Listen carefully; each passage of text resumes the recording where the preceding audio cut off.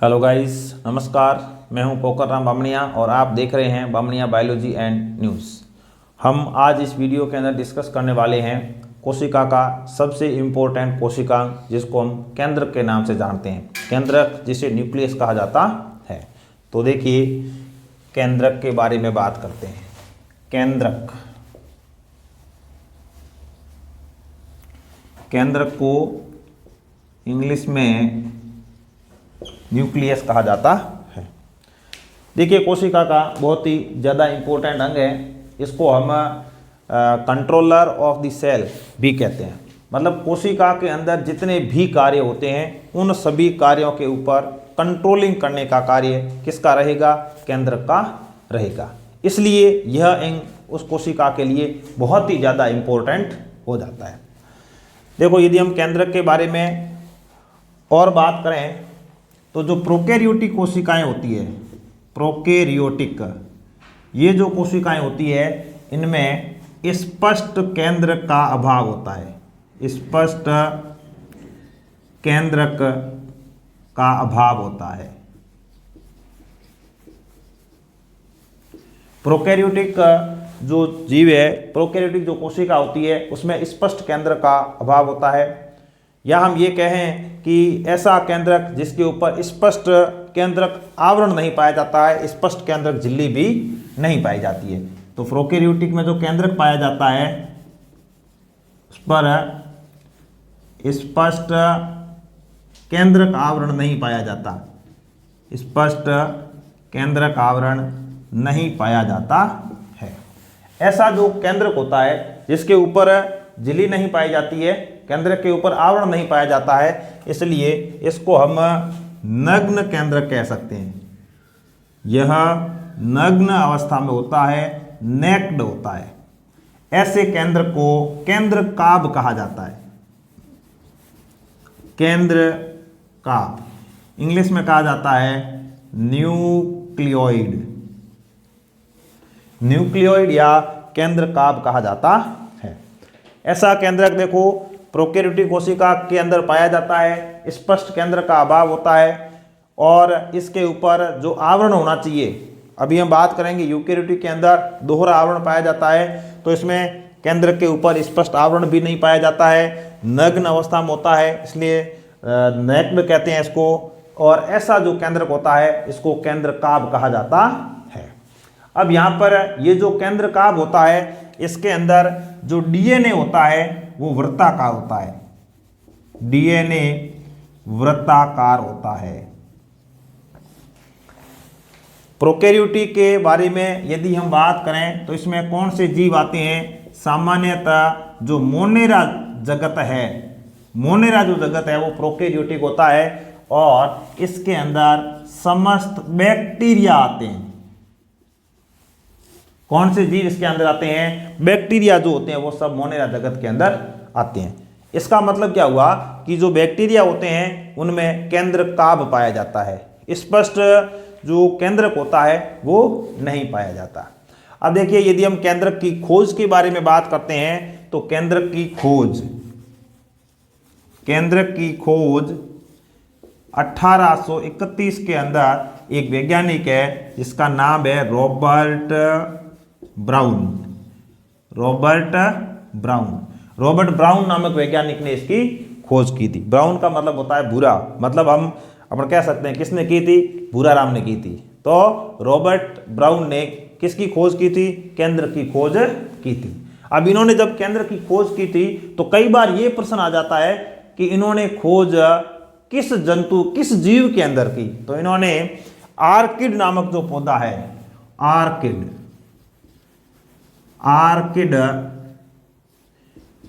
Plant की cell में केंद्र की खोज की थी। आर्किड प्लांट है, उसकी जो सेल है उसके अंदर उन्होंने केंद्र की खोज की थी। अब ये जो आर्किड जो पौधा है इसको अधिपादप कहा जाता है। क्या कहते हैं? अधिपादप, एपिफाइट, या इसको अधिपादप कहा जाता है। अधिपादप किसे कहते हैं? ऐसे पौधे जो किसी दूसरे पौधे के ऊपर उगते हैं उसको क्या कहते हैं? अधिपादप कहा जाता है। आर्किड का जो पौधा होता है वो आम के पादप आम के पौधे पर उगता है। याद रखना है, ये आ, ये भी आ। याद करने के लिए मैक्सिमम जो चीज़ें याद करनी होती है उनको आप कहीं न कहीं लिंक, कहीं न कहीं जोड़कर आप याद कर सकते हो। तो ये आ और ये भी आ। तो आर्किड का जो पौधा है वो आम के पौधे के ऊपर उगता है। ऐसे पौधे जो किसी दूसरे पौधे के ऊपर उगते हैं इनको अधिपादप कहा जाता है। इसके बाद कोई वैज्ञानिक आते हैं हेमरलिंग। वैज्ञानिक का नाम क्या है? हेमरलिंग।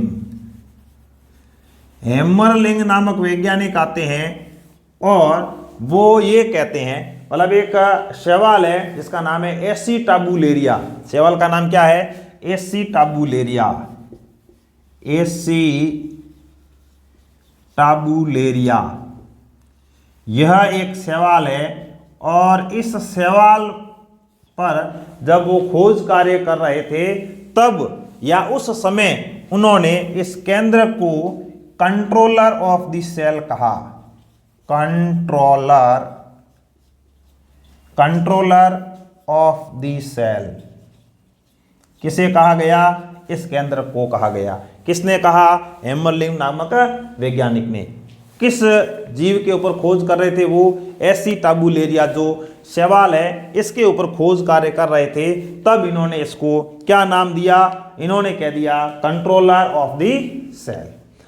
अब हम यदि केंद्र के आकार के बारे में बात करें, केंद्र का जो आकार है, यदि हम आकार के बारे में बात करें तो केंद्रक सामान्यतः गोलाकार होता है।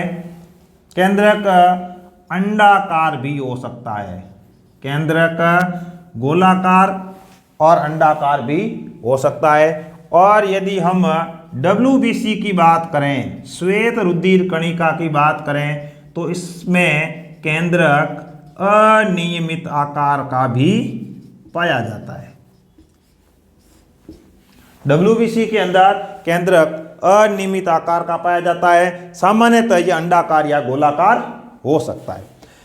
अब यहाँ पर हम ये भी बात कर सकते हैं कि कुछ ऐसी कोशिकाएं होती है जिनमें केंद्रक नहीं भी पाया जाता है। तो देखिए, स्तनधारियों की RBC, जो स्तनधारी जिसमें मनुष्य भी आता है, स्तनधारी की RBC, स्तनधारी की RBC।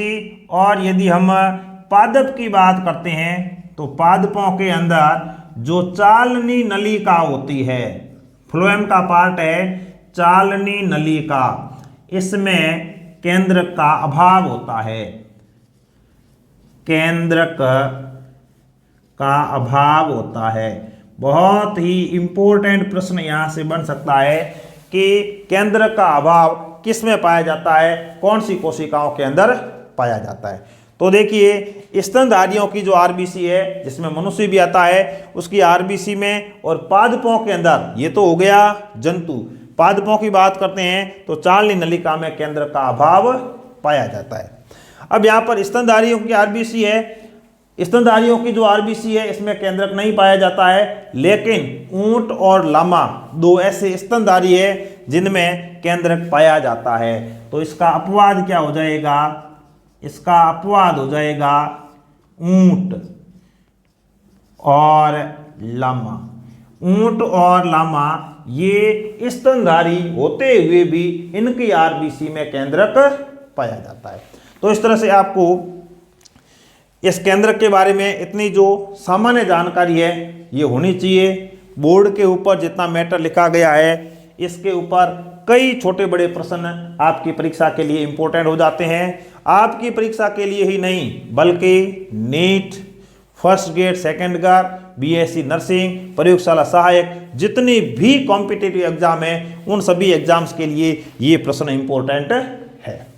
देखिए, कई बार प्रश्न आता है कि उस जंतु कोशिका का नाम लिखिए जिसमें केंद्रक नहीं पाया जाता। तो जंतु कोशिका की बात आती है तो स्तनधारियों की RBC आंसर राइट होगा। यदि ऐसा कोई ऑप्शन दिया जाता है कि किस में या किस कोशिका के अंदर केंद्रक नहीं पाया जाता है, तो ऐसी तो ये दो है, चालनी नलिका भी है और स्तनधारियों की RBC है। यदि पादप और जंतु अलग से मेंशन कर रखा है तो आपको उत्तर उस हिसाब से देना होगा। और यदि वहां पर ये क्लियरिफिकेशन नहीं है कि पादप है या जंतु, यदि ये चीज क्लियर नहीं है तो उत्तर हो जाएगा उक्त दोनों। यदि ऑब्जेक्टिव टाइप का प्रश्न हो, एमसीक्यू का प्रश्न हो और उसमें यदि ऐसा प्रश्न पूछ लिया जाए तो बहुत ही सोच समझकर उत्तर देने की जरूरत है। कई बार हम क्या होता है ओवर कॉन्फिडेंस में उत्तर गलत कर देते हैं, तो प्रश्न को अच्छे से समझना है, उसके बाद में उसका आंसर देने की कोशिश करनी है। तो देखिए प्रोकैरियोटी की बात करें तो स्पष्ट केंद्र का अभाव होता है, ऐसे केंद्र को केंद्रकाभ कहा जाता है, न्यूक्लियोइड कहा जाता है, इसमें डीएनए वृत्ताकार होता है। सामान्यतः जो प्रोकैरियोटिक होते हैं वो मोनेरा जगत या बैक्टीरिया होते हैं।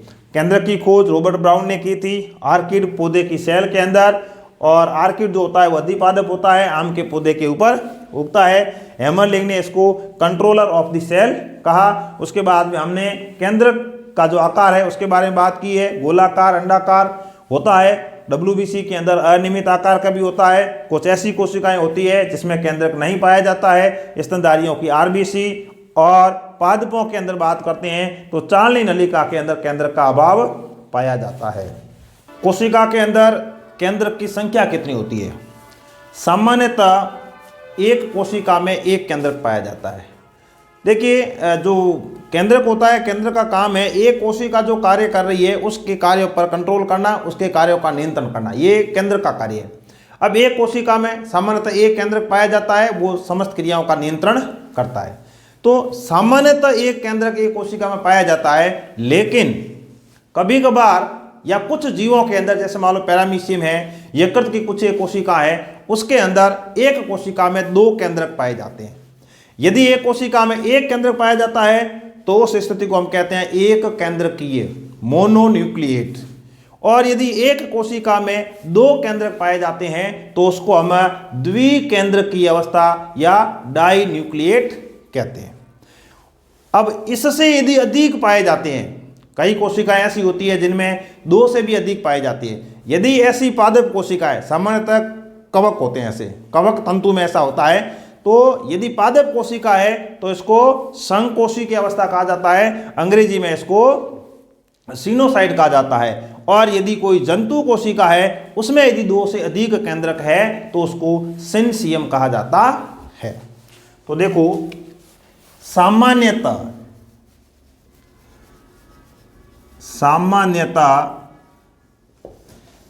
एक सेल में एक केंद्रक पाया जाता है।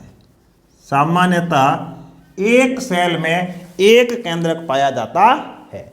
यदि इस तरह की अवस्था है तो इसको मोनोन्यूक्लिएट कहा जाता है। हिंदी में हम कह सकते हैं एक केंद्रकीय।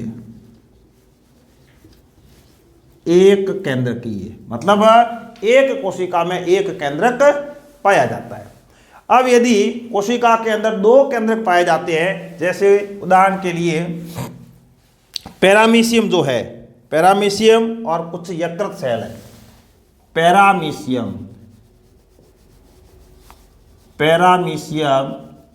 चप्पल के आकार का जीव, एक कोशिकीय प्रोटोजोआ, और यकृत की कुछ सेल, यकृत की कुछ सेल्स, इसमें कितने केंद्रक होते हैं? दो।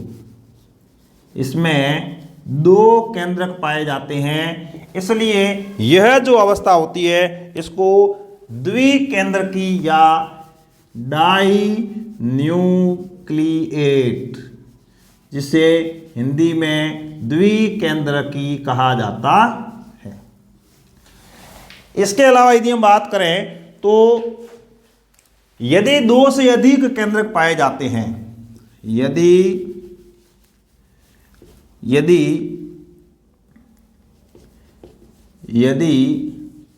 दो से अधिक केंद्रक पाए जाते हैं, यदि दो से अधिक केंद्रक पाए जाते हैं, तो देखिए दो से अधिक केंद्रक पाए जाते हैं। पादप की यदि बात करते हैं, यदि ऐसा पादपों में है तो इसको सिनोसाइट कहा जाता है, सिनोसाइट। साइट कहा जाता है, ऐसा कवक के अंदर पाया जाता है। और यदि जंतु कोशिका हो, ऐसा यदि किसी एनिमल के अंदर पाया जाता है। देखो एनिमल के अंदर क्या होगा, जब कोशिका का विभाजन होता है, कोशिका विभाजन के दौरान केंद्रक विभाजन तो हो गया, कोशिका द्रव्य का विभाजन यदि नहीं होता है तो ऐसी कंडीशन में एक कोशिका में केंद्रकों की संख्या ज़्यादा हो सकती है। तो ऐसी कंडीशन जो जंतुओं में होती है इसको सिनसियम कहा जाता है। ऐसी कंडीशन को सिनसियम कहा जाता है। सामान्यतः कोशिका विभाजन के दौरान केंद्रक विभाजन तो हो गया लेकिन कोशिका द्रव्य का विभाजन नहीं हुआ, ऐसी कंडीशन में यह जो 2 से अधिक केंद्रक वाली स्थिति जंतुओं के अंदर भी उत्पन्न हो सकती है। अब हम केंद्रक की संरचना के बारे में बात करते हैं। केंद्रक की संरचना, स्ट्रक्चर, संगठन। केंद्रक की यदि हम संरचना के बारे में बात करें तो देखिए केंद्रक के चारों ओर इस तरह से आवरण पाया जाता है। केंद्रक के चारों ओर दोहरी झिल्ली का आवरण पाया जाता है। केंद्रक के चारों ओर दोहरी झिल्ली का आवरण पाया जाता है। देखो ये बाह्य झिल्ली है और ये अंतः झिल्ली है। इनको अपन बाह्य कला कह सकते हैं और अंतः कला कह सकते हैं। बाह्य झिल्ली कह सकते हैं, अंतः झिल्ली कह सकते हैं। इनके बीच में जो अवकाश होता है इसको परिकला अवकाश कहा जाता है। परिकला अवकाश। देखिए केंद्रक की संरचना बहुत इंपॉर्टेंट है। एग्जाम की दृष्टि से आपके 11th के अंदर प्रश्न आ सकता है, केंद्रक की संरचना चित्र सहित समझाइए। तो ये हम जो भी केंद्रक के बारे में बात कर रहे हैं ये सब केंद्रक की संरचना में आएगा। और अभी ये जो चित्र बन रहा है ये केंद्रक की संरचना का चित्र है। अब जो ये कोशिका झिल्ली होती है, बीच में छिद्र पाए जाते हैं, बीच बीच में छिद्र पाए जाते हैं। कोई पदार्थ कोशिका द्रव्य से केंद्रक के अंदर प्रवेश कर सकता है या करेगा, या केंद्रक से बाहर भी आ सकता है, उसके लिए इसमें छोटे छोटे छिद्र पाए जाते हैं। इसके अलावा यदि हम बात करें तो इस केंद्रक के अंदर एक जाल नुमा संरचना पाई जाती है। इस जाल नुमा संरचना को क्या कहा जाता है? क्रोमेटिन जाल कहा जाता है। क्या कहते हैं? क्रोमेटिन जाल। यह क्रोमेटिन जाल कोशिका विभाजन के दौरान गुणसूत्रों का निर्माण करता है।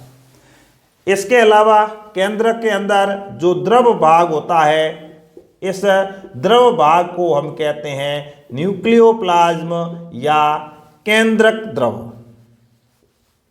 इसको केंद्रक द्रव कहा जाता है। एक इसमें सघन संरचना पाई जाती है, इसको क्या कहते हैं? इसको केंद्रिका कहा जाता है। न्यूक्लियोलस क्या कहा जाता है? इसको केंद्रिका कहा जाता है, जिसकी खोज फोंटाना नामक वैज्ञानिक ने की थी। अब देखो इस तरह से केंद्रक की संरचना में कितने भाग होते हैं? 4। सबसे पहले बाहर की ओर पाई जाती है केंद्रक कला। क्या पाई जाती है? केंद्रक कला। उसके बाद में पाया जाता है इसके अंदर जो तरल भाग है, जिसको हम कहते हैं केंद्रक द्रव। नंबर 3 जो सघन संरचना पाई जाती है उसको हम केंद्रिका कहते हैं। और नंबर 4 जो संरचना पाई जाती है, जो जाल होता है, इसको क्रोमेटिन जाल कहा जाता है। तो इस तरह से यदि हम केंद्रक की संरचना की बात करते हैं तो उसमें ये 4 भाग होते हैं। अब हम ये जो भी 4 भाग है इनके बारे में एक एक के बारे में पढ़ने का प्रयास करते हैं। तो देखो इस तरह से केंद्रक की संरचना की बात करते हैं तो कोशिका में एक केंद्रक पाया जाता है तो मोनोन्यूक्लिएट, 2 केंद्रक पाए जाते हैं तो डाई न्यूक्लिएट, इससे ज़्यादा यदि केंद्रक पाए जाते हैं, पादपों में ऐसा है तो इसको सिनोसाइड कहा जाता है, जंतुओं में ऐसा है तो इसको सिनसियम कहा जाता है। संरचना की बात करते हैं तो ये केंद्र का चित्र है। केंद्र की संरचना है, 4 भाग होते हैं। सबसे बाहर की ओर केंद्रक कला पाई जाती है, उसके अंदर केंद्रक द्रव पाया जाता है, फिर केंद्रिका पाई जाती है और क्रोमेटिन जाल पाया जाता है। केंद्रक झिल्ली या केंद्रक के ऊपर पाया जाने वाला आवरण। तो देखिए, जिस तरह से माइटोकॉन्ड्रिया और हरित लवक के अंदर दोहरी झिल्ली का आवरण पाया जाता है, उसी तरह से ये जो केंद्रक है इसके ऊपर भी दोहरी झिल्ली पाई जाती है, दोहरी झिल्ली पाई जाती है। केंद्रक के ऊपर दोहरी झिल्ली का आवरण पाया जाता है। जो बाहर होती है उसको हम कहते हैं बाह्य कला, जो अंदर की ओर होती है उसको हम कहते हैं आंतरिक कला। इस तरह से ये 2 आवरण होते हैं, 2 झिल्लियाँ होती है, 2 कलाएं पाई जाती है। अब इनमें 2 झिल्लियों के बीच बाह्य व आंतरिक झिल्ली, बाह्य व आंतरिक कला के बीच जो अवकाश पाया जाता है, खाली जगह जो पाई जाती है, इसे परिकेंद्रकीय अवकाश कहा जाता है। परिकेंद्रकीय अवकाश।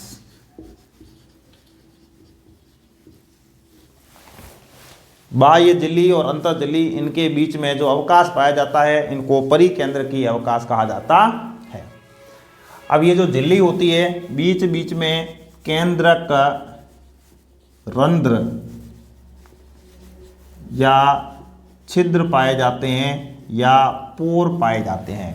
केंद्रक रंध्र या छिद्र, इससे क्या होगा, कोशिका द्रव्य से पदार्थ केंद्रक में जा सकता है, केंद्रक द्रव्य से कोई पदार्थ है वो बाहर जा सकता है। तो इससे क्या होगा, पदार्थों का परिवहन इनसे होता है। मतलब कोई पदार्थ अंदर आ सकता है, अंदर वाला पदार्थ बाहर जा सकता है। तो ये होगा केंद्रक झिल्ली। नंबर 2, केंद्रक झिल्ली के बाद में हम बात करते हैं केंद्रिका के बारे में। केंद्रिका, जिसको न्यूक्लियोलस कहा जाता है, केंद्रिका, इसे न्यूक्लियोलस कहा जाता है। एक वैज्ञानिक थे फोंटाना। फोंटाना नामक वैज्ञानिक ने इस केंद्रिका की खोज की थी। केंद्रिका अपने आप में थोड़ा ज़्यादा इम्पोर्टेंट अंग है। क्यों है? क्योंकि यह जो केंद्रिका होती है इसके ऊपर किसी भी प्रकार का आवरण नहीं होता है, इसलिए यह नग्न कोशिकांग होता है। यह नग्न कोशिकांग होता है, इसलिए यह ज़्यादा इम्पोर्टेंट है।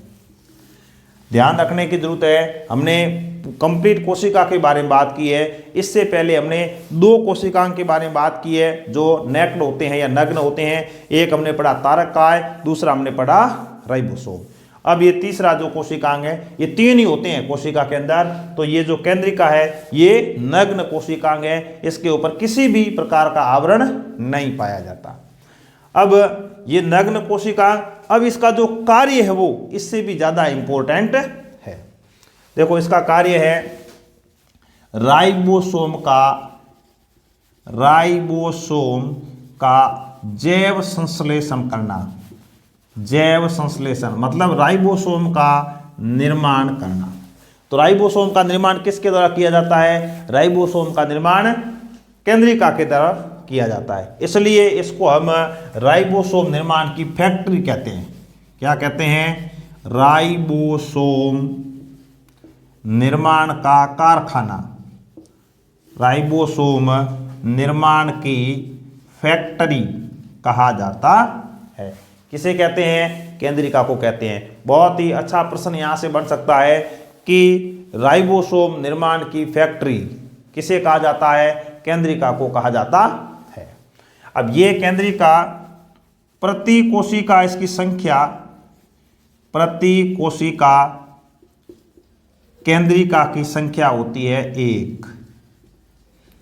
प्रति कोशिका केंद्रिका की संख्या 1 होती है, लेकिन अपवाद स्वरूप जो उभयचर है उनमें अपवाद सब जगह होते हैं।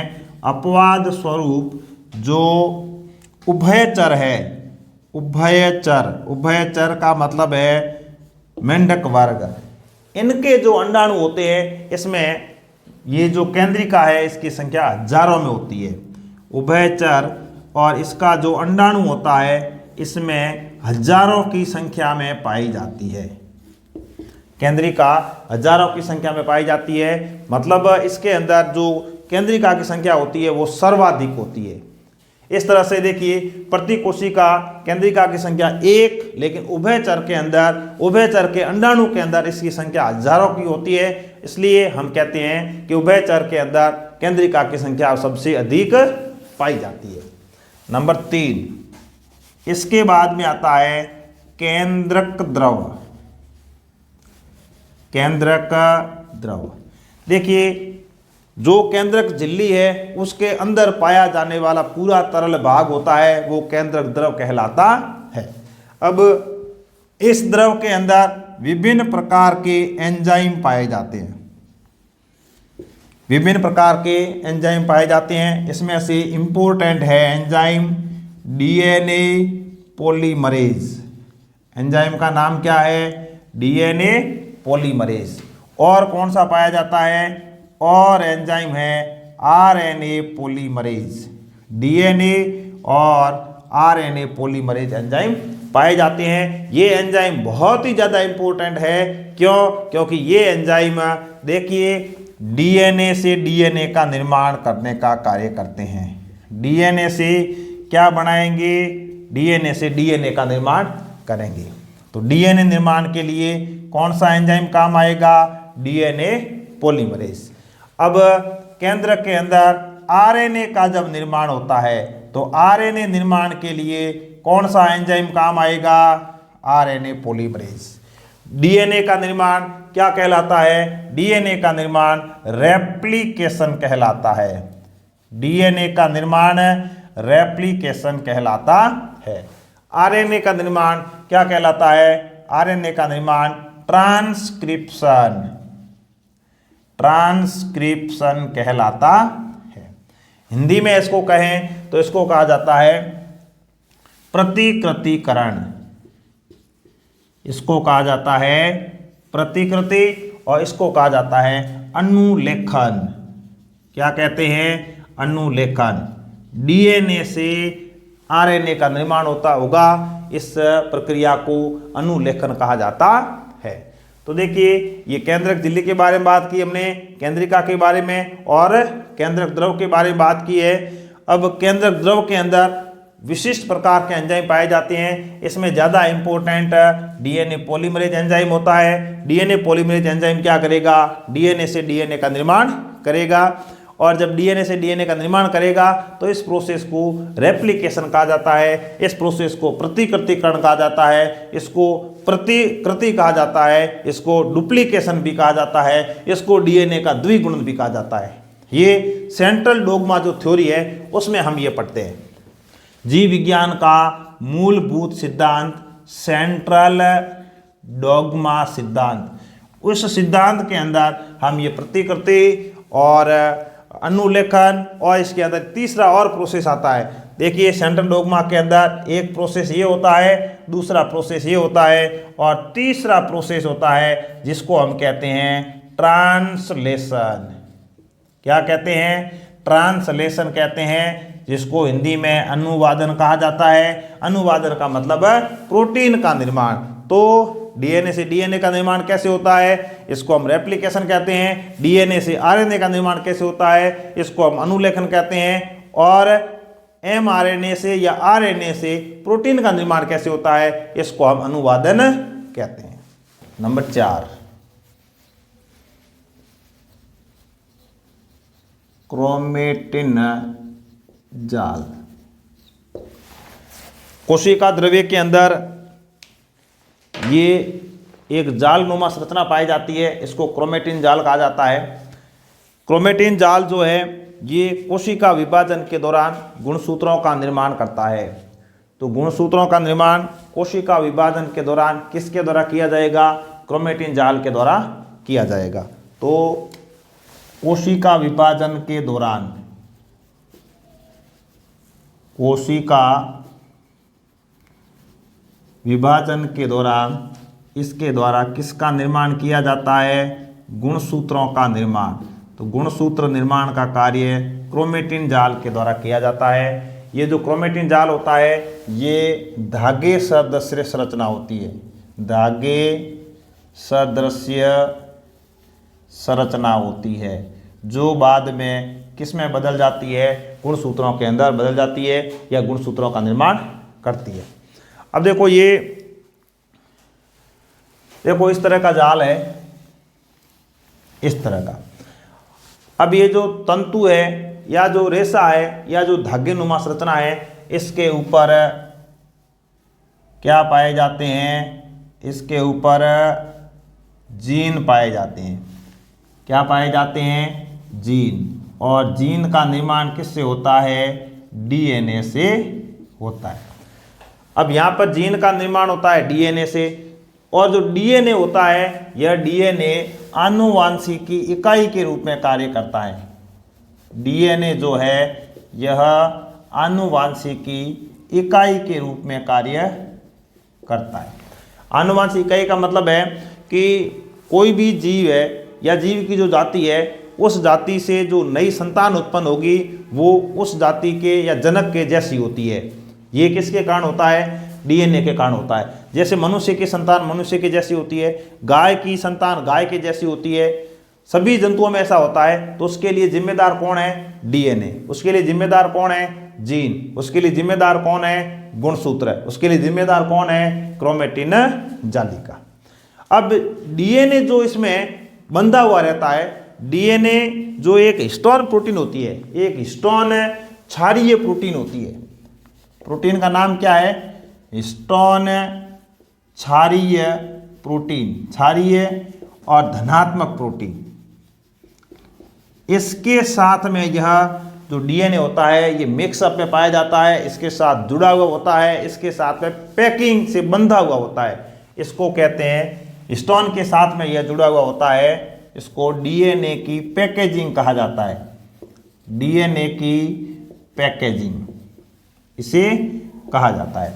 अब पैकेजिंग जब होती है तब हिस्टोन के 8 अणु जुड़ जाते हैं और हिस्टोन अष्टक का निर्माण करते हैं। किसका निर्माण करते हैं? हिस्टोन अष्टक का निर्माण करते हैं। और हिस्टोन एक क्षारीय प्रोटीन है। प्रोटीन जब भी बनती है, प्रोटीन का निर्माण अमीनो अम्ल से होता है, तो इसमें 2 अमीनो अम्ल होते हैं, वो अधिक मात्रा में होते हैं। हिस्टोन जो प्रोटीन है इसमें 2 अमीनो अम्ल है, आर्जिनिन और लाइसिन, ये अधिक मात्रा में होते हैं। 2 अमीनो अम्ल आर्जिनिन और लाइसिन ये अधिक मात्रा में इसके अंदर पाए जाते हैं। एग्जाम में प्रश्न पूछा जा सकता है कि हिस्टोन प्रोटीन के अंदर कौन से अमीनो अम्ल अधिक मात्रा में पाए जाते हैं।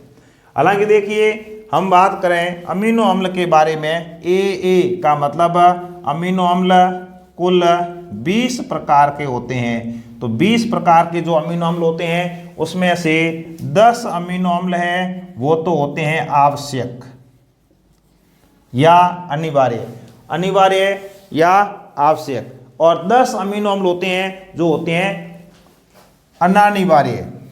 10 अमीनो अम्ल अनानिवार्य होते हैं। अब इसका मतलब क्या हुआ?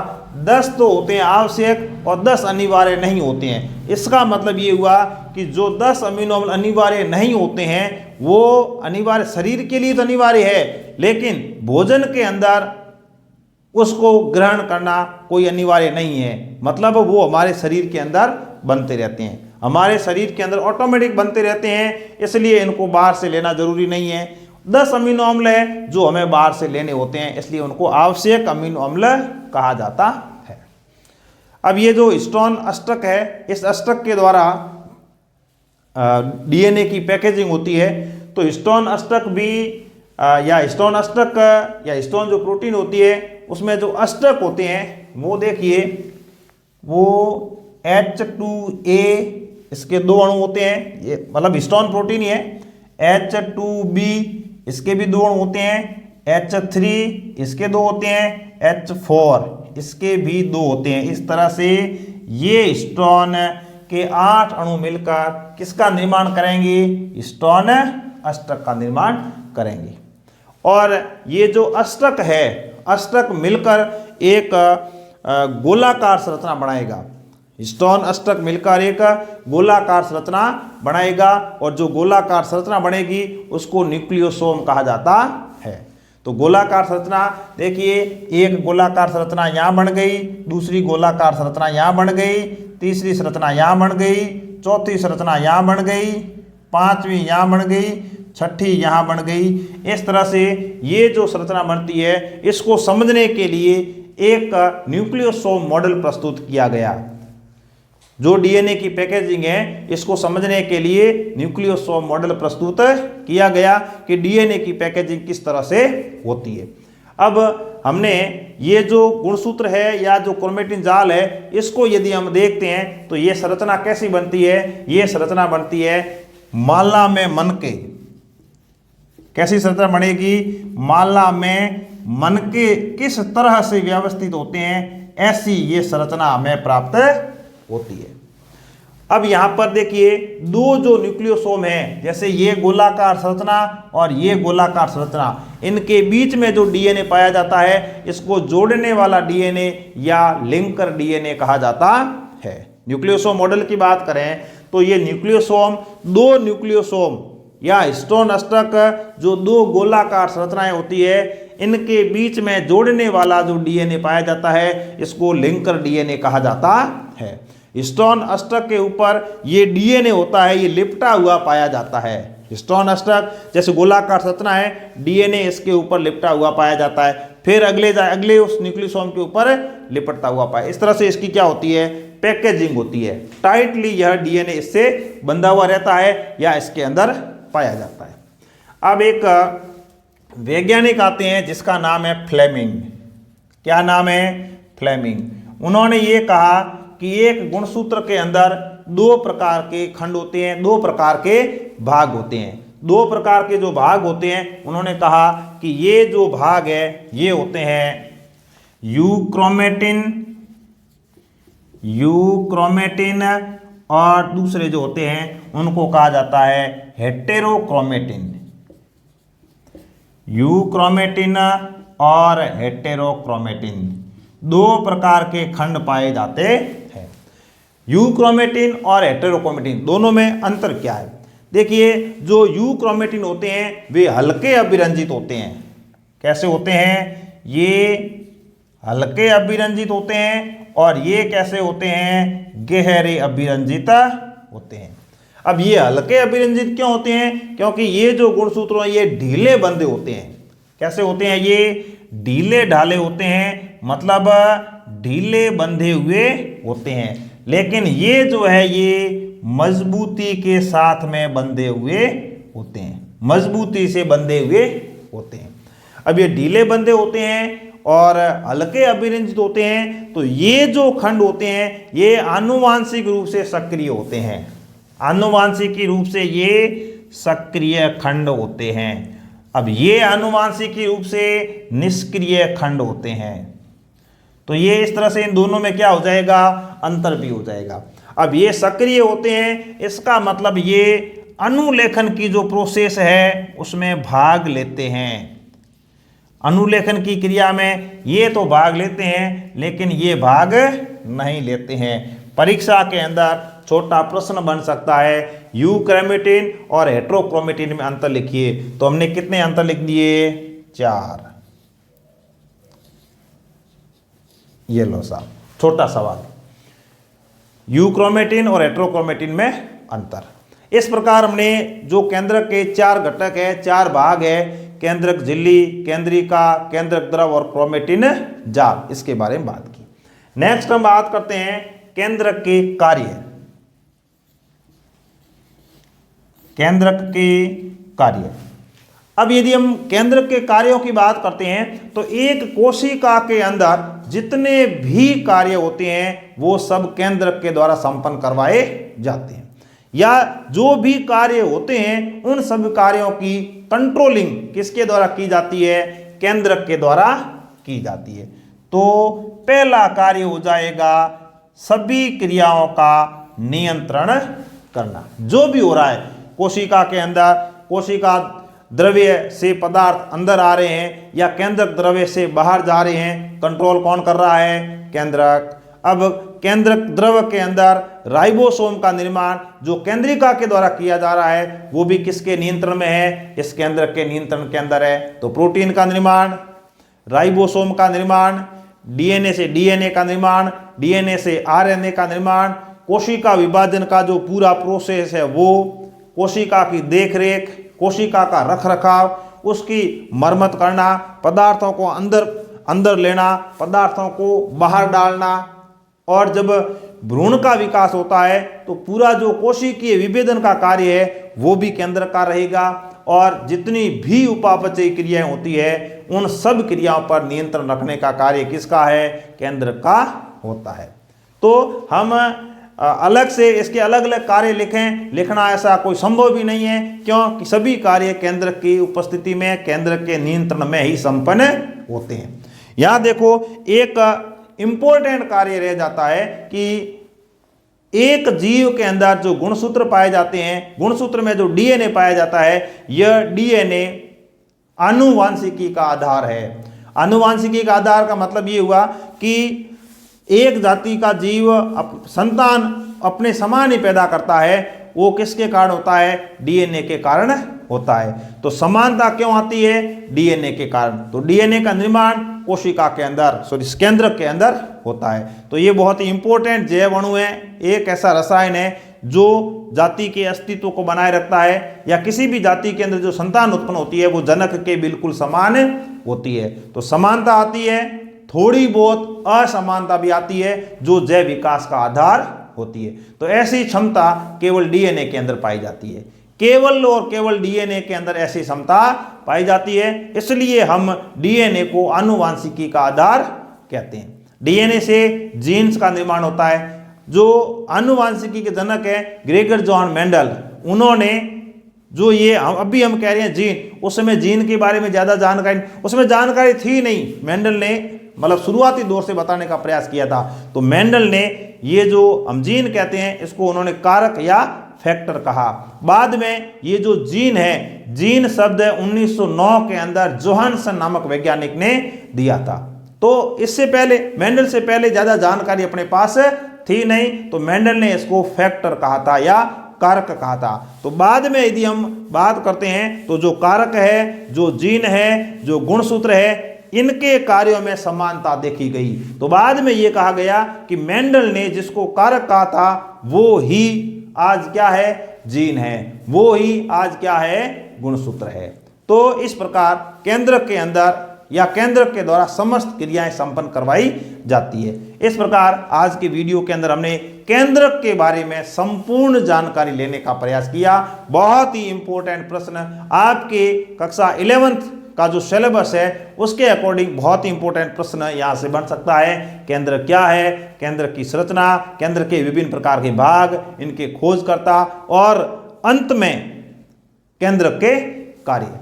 तो इस प्रकार आज के वीडियो में बस इतना ही। मिलते हैं नए वीडियो में नए बिंदु के साथ। तब तक के लिए धन्यवाद। जय हिंद, जय भारत।